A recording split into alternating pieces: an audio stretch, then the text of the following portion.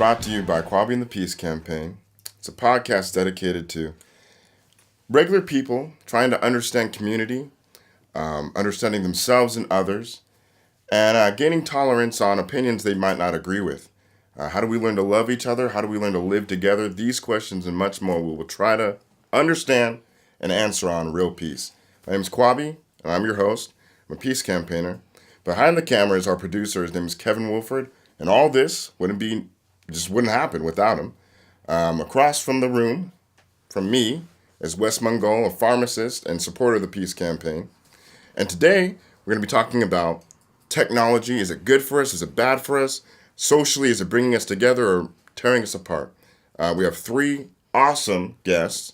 My first guest is my brother, Kwesi Amwaforson. He's a high school teacher. We got John Matthews. He's a student at the University of Washington, Tacoma. And Carlos Castañon, who is an outreach specialist, or you're a homeless outreach worker. Homeless outreach worker. How's it going, guys? Pretty Yeah. well. Yeah. Well. Okay. Awesome. And so we're here on Real Peace to talk about technology. Do you guys think it's bringing us together socially? Is it tearing us apart? Is it polarizing us? Carlos, I want you to start. Yeah, so I would say that ultimately I would say it does bring us together. I would say that there are times when technology does kind of alienate us. I think there's times, so they've done studies and they've shown that sometimes when folks look at Facebook and they see everybody else's lives going great and their life is not going the way that they think it should, it kind of makes them sad. It reduces their happiness, and that's not ideal, I suppose. But I think that there's been communities that have been created by technology. So a couple examples is like the fighting game community. So people that play Street Fighter, Marvel vs. Capcom, that kind of stuff. There's been a huge community that's built itself up around that. And I think that that's probably something that goes unsaid or untalked about, but I think it's really important. Thinking about technology in general, like without the current technology, having like a podcast like this wouldn't even be possible. Well, okay, so here, I kind of disagree with that. What you gotta say, Wes? To a certain extent, right? Because you said something technology, right? But that's a nebulous, that's a high on the abstraction ladder. So you'd have to break it down on like what type of technology are you talking about, right?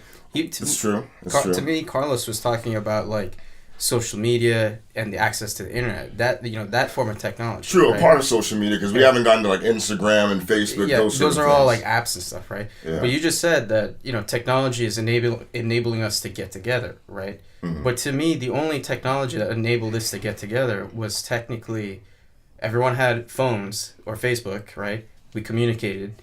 Then we also had to have cars, which is technology, to drive us to this central location, right?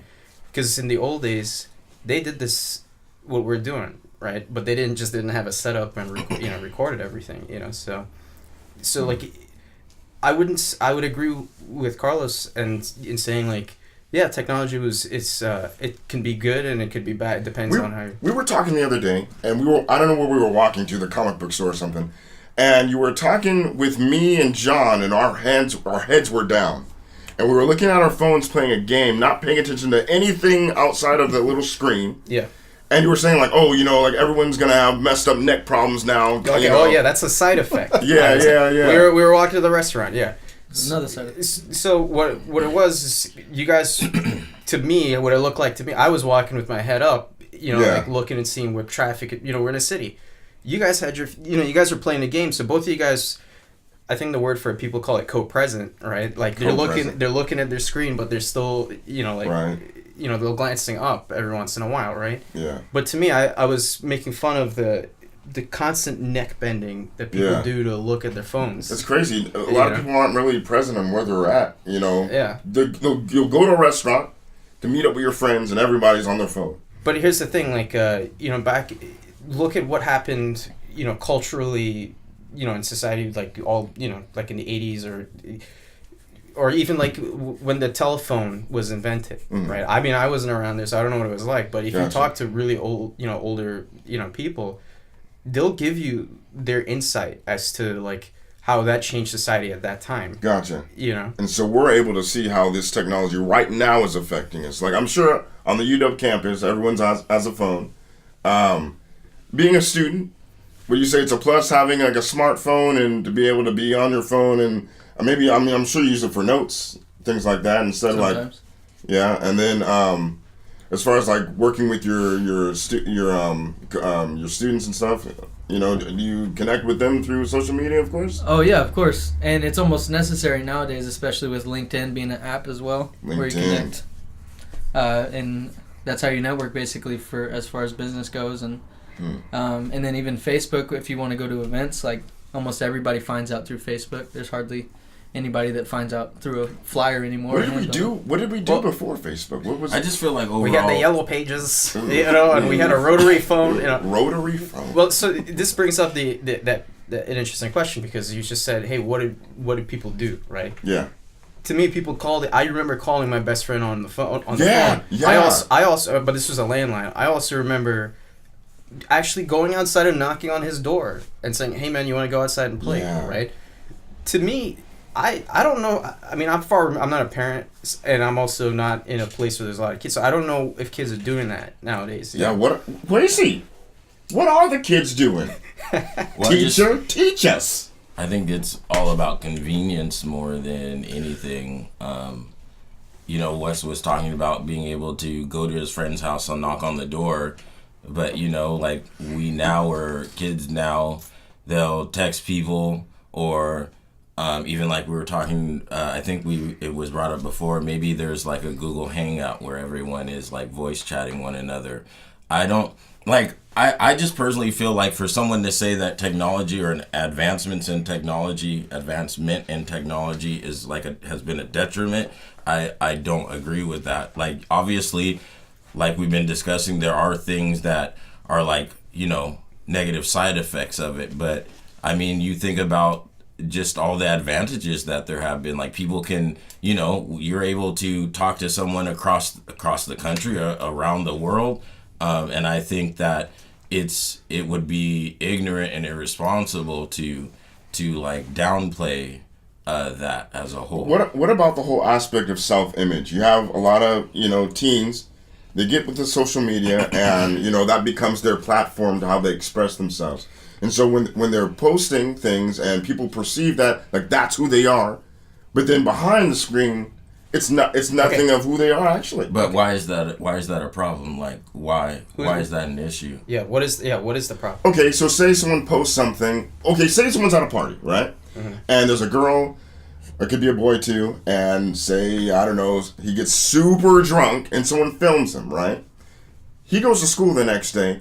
He's on everyone's social media. Look at this drunk dude acting up. Okay, and his whole reputation's ruined. So we saw that when was Michael Phelps. He was the Olympic swimmer. He got busted. Smoking the ganja. He was hitting up the bong, right? Pumping the so and then that was a negative backlash to his image, right? Yes. The same thing with Miley Cyrus. I remember that, like. What'd she do? The twerking or the not the twerking. Okay, yeah. Not the twerking. Yeah, but she was on Salve, or I don't know. I can't remember what it was.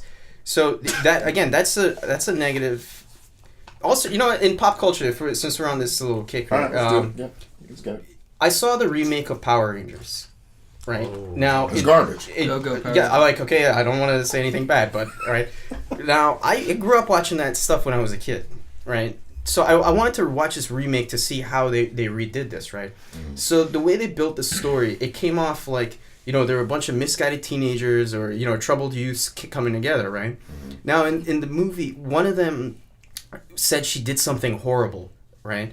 Now, you find out in the movie that she filmed her friend or something like that and posted it, like her friend was, I can't remember it, somebody can tell, but she posted it for everybody to see, and she came off and acted to me like, the way she built it up, I felt like she stabbed somebody, but then the way they described it, how they portrayed it as that evil or sinister, and to me, I don't really like. For me, I laughed when I saw that. I was like, really, this is what they think is a big deal now. I feel like that's more to do with morals though, because like you think about, like we talked about back in the day. Back in the day, if you knew how to write, you could slander anyone, you could say anything. that but is now true, that we have film, like you could film someone, like it could be someone doing something horrible, but for a fact it happened.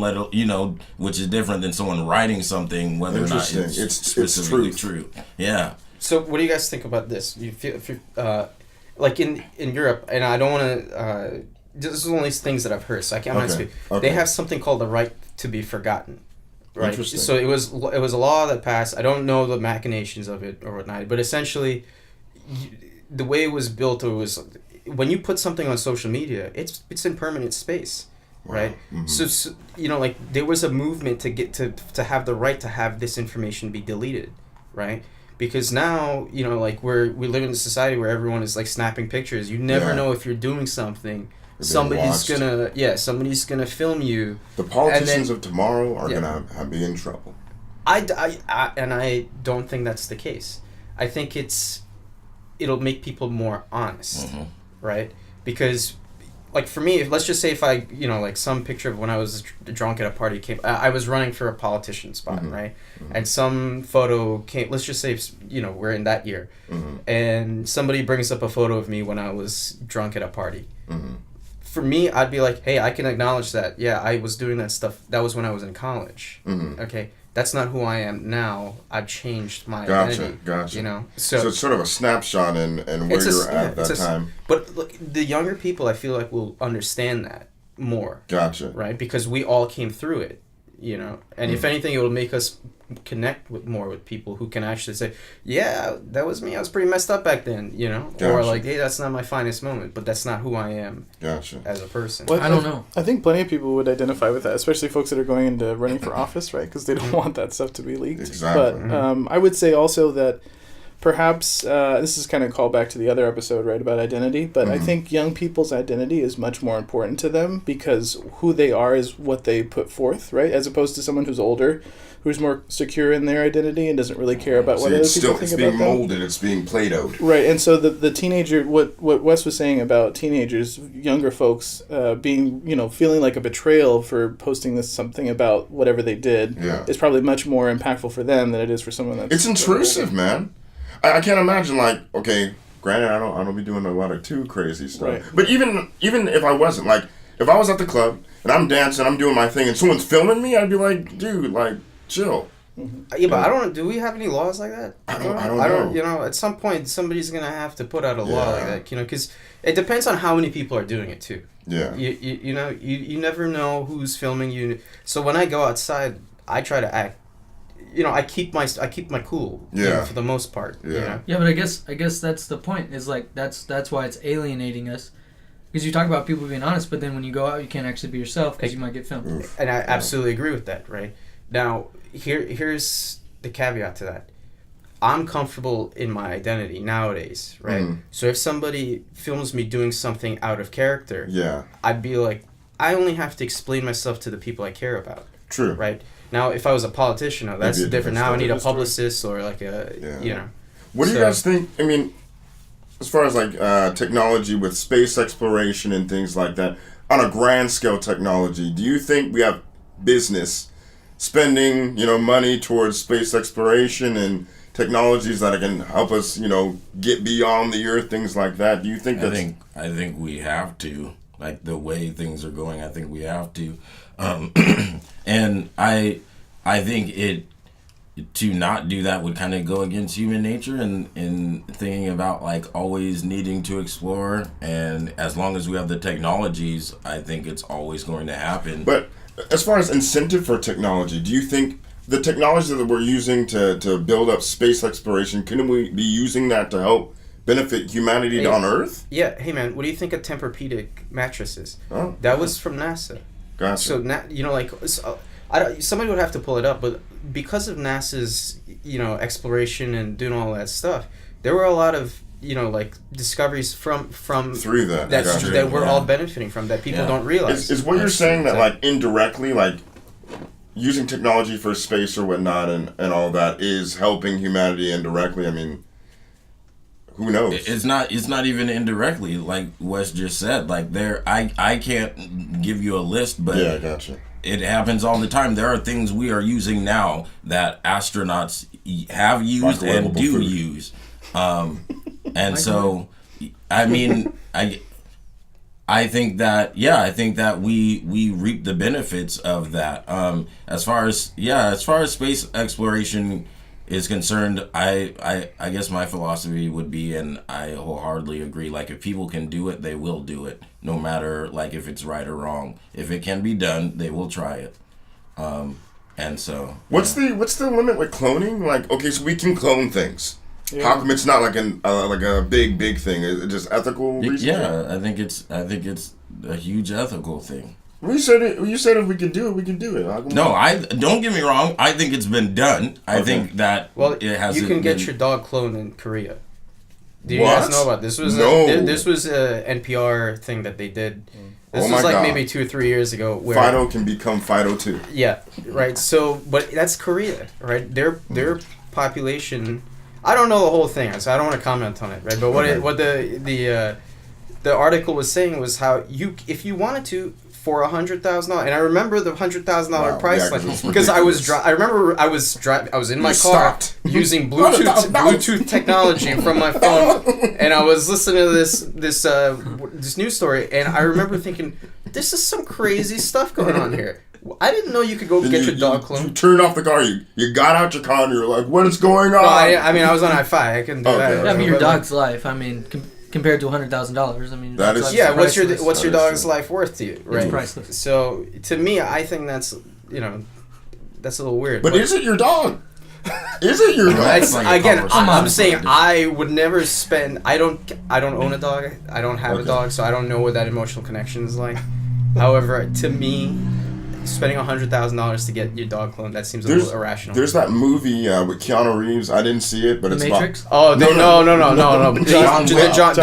John Wick. Not John Wick. It's a new one, and he's in it, and his whole family's cloned. The replacement. Oh, John Wick. We're really going off the rails. No. See, we gotta bring this back in. Yeah, but I mean, I don't know what movie you're talking about, but the clone one, John Wick 2. Okay, whatever. I'm sorry, but I don't know. But what does that have to do? Okay, so by the way, it's interesting you brought up genetics, right? Because that's an underappreciated part of technology. Well, I wouldn't say it's underappreciated. It's going to be appreciated even more the way, like for example, in my field, there's a lot of genetic research for personalized medicine, right? Now think about how crazy this is it's going to be completely revolutionize everything, right? So who you are as a person, you're going to be able to be sequenced. They're going to know exactly what type of enzyme profile you have, all these different, how you metabolize certain drugs. So now a doctor can take that information and give you the right drug. Gotcha. Right? So that's good. Yeah, that's a fantastic thing, right? That's another reason why going back to what we were talking about earlier, the good of the progress that we're getting with technology. Gotcha. It is bringing us closer together, more healthy, overall. It's just some people use it for bad, use it for evil deeds. So wait, you said it brings us closer together and makes us healthy. I don't think those go together. Okay, that's fair. Now, so what would you say to that then? I'm just saying, like, health has always been a scarcity, or at least, like, doctors had always been a scarcity. Like, we're talking about affordable healthcare now. Well, now we have... I'll give you an example of what I meant also, right? Was we have telemedicine now, right? Where you don't even have to go to the doctor's office. You can go, interface with him through, like, some office remote location now, right? And then as long as they have your lab values or your blood assays or whatnot, then they can make a treatment plan. Do you think that with lacking that human touch, that human interaction face to face, are we missing out on some sort of communication that we now see as archaic, but it's we're lacking a need. It's building a void in people. I think so. I think like no matter like how much of an introvert you are, like I see myself as an introvert, but I think everyone needs to have like face-to-face interaction in some capacity. I think everyone needs that physical touch in different capacities. And so I guess in that respect that technology is kind of affecting how we interact with others. But I mean, I'm just going back to the idea that I think when it comes to communication, I think it has so many more benefits. advantages. Yeah. I think it's really interesting, Quessy, because you said something very specific. You said physical touch, right? And so I agree with you. I think that is true, and I think people all need that, like some sort of physical intimacy, whatever it happens to be. It doesn't have to be sexual, but just a touch, right? Mm-hmm. Those things are at odds, right? Like technological advancement and physical touch are at odds. But I think that us being here and all in the same room is a testament to us wanting physical interaction, right? Or at least face-to-face interaction, right? Otherwise, we could have just called each other on Skype and been like, "Hey, what's up?" That would have been so whack. It would have been terrible, whack, bro. Yeah. There's some instances where technology is actually bridging the touch gap, right? Where we going, Wes? Yeah. But Where are we going, Wes? I'm okay. I'm someone I love surfing the deep web. Okay. You know, so I like. We can post. Gotta come up for air sometime. For real, right? Now here's For what real. to speak on what you guys were saying, right? Yeah. Do you guys think FaceTime or Skyping someone counts as face-to-face? Okay. No. No, but okay, because it's happened before. I've met people abroad, and when I wanted to connect with them, having a phone conversation wasn't enough. Back when, yes, it'd be enough, but now that we have the technology, I prefer Skyping. I can see them, I can see the expression on their face when I say something, vice versa. So there's more intimacy in Skype than on the phone, I feel. Now, here's something I'll say to that, right? I read this book called The App Generation, and it was these these researchers at Harvard, they kind of compiled data to find associations with how technology is changing us, right? Okay. Now, the interesting thing, one of the things that jumped out to me in that book was you're not getting eye contact, right? Because when you're looking at the screen, in order to make eye contact with the person, you have to look directly into the camera. That's true. Right? That is so true. You're not getting any eye contact, even though you're getting a visual cue of what the person. Yeah. So if anything, exactly. If anything, most people are looking at themselves on the screen. Yeah. And there's the idea that it's actually causing some people. There's a loose idea that it's actually making people more narcissistic. Interesting. Because they're not even looking at the other person. What do you think, John? Yeah. No, I think, I believe in community. I think that we have an epidemic of loneliness and depression in our country for sure, and I think that's because of... I think technology is a side effect of it, honestly. Okay. I think it's inevitable. The more wealth your country accumulates, the more individualistic people become, and the more they don't think they need each other. That's true, but... No, that's been the trend in America, at least. I can agree. You're saying the whole depression epidemic, like you might more likely will suffer depression in some regard in a first world country versus like in a third world. It goes back to what Carlos was saying, like the point he brought up. I think the first thing he said, where studies have shown that like people go on Instagram and go on Facebook, and because you only post good things, for the most part, good things happening to your life. You get married, you buy a house, you have a child. That's all people are seeing on their timeline, and they subconsciously think to themselves like, "Why isn't this happening to me?" And it affects everyone. Anyone that says that it doesn't affect them is lying in my experience. And without going into the whole thing, it was a TED talk about addiction. And one of the things that they said in there is that floor space in people's houses is increasing, right? So it's funny because we live kind of in these huge glass cases that we make for ourselves, and we're like, oh man, I just need more space. I need to be far away from people, right? So we end up kind of alienating ourselves, even though we don't necessarily mean to. But I think you're right, John. I mean, I think the more, or at least so in collectivist cultures and in developing countries. The kind of the triangle of needs, Maslow's hierarchy, is very different, right? It's like what I need is community first. That's before shelter, before anything else. I need community, and then I need these other things. But when we live here in the States, the thing that we need the most is shelter, right? Because we don't have community. It's not the same thing. Gotcha. So I think it's true what you said. What are some solutions? How can we use technology for our everyday life to connect with people? And to come closer together. Yeah, I mean, just figure out what your lane is. Like, the one thing, like when I started hanging out with you, one of the things I realized was like, okay, he communicates more on Facebook Messenger. Okay. Right. So okay, if I really want to reach out to him, you know, I call it like being aware of the communication path that your friend groups take. Right. Mm-hmm. So like some people they use group chats. You know, your friend groups might do that. Yeah. You know, I remember back when I was in college, people were using Google Docs to like put plans together. That's right. True. So like that. Yeah, but I mean no one's really using that nowadays, right? Kind of whack, but yeah, and that's what I'm saying, right? So some people are on WhatsApp, some people are on these things, but like if you want to have that social connection, really paying attention to how or what apps people use to communicate, that's key in really maintaining friendships, I would say.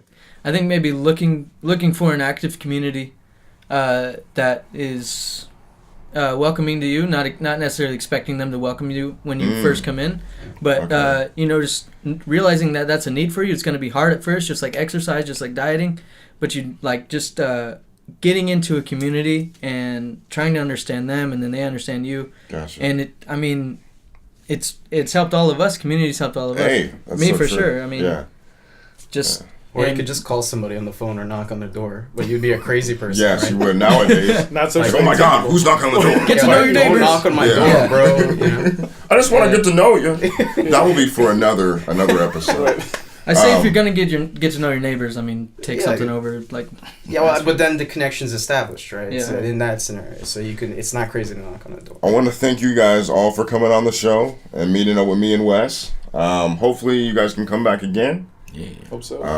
And that's the first episode or second. We haven't decided yet. Let us know what you guys think. Yeah. Please, you know. Yeah. Comment. We need comments. We want to have you guys be participants of this whole operation. That's what Peace is all about, getting to know each other and trying to move on from there. So I hope you guys tune in for the next episode, and we'll see you then. Thank you for tuning in to Real Peace.